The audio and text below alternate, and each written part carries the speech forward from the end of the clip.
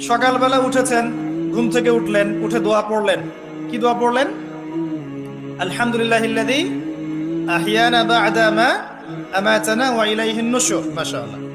ঘুমানোর সময় কি পড়েছিলেন? আল্লাহুম্মা বিসমিকা আমুতু ওয়া আহইয়া।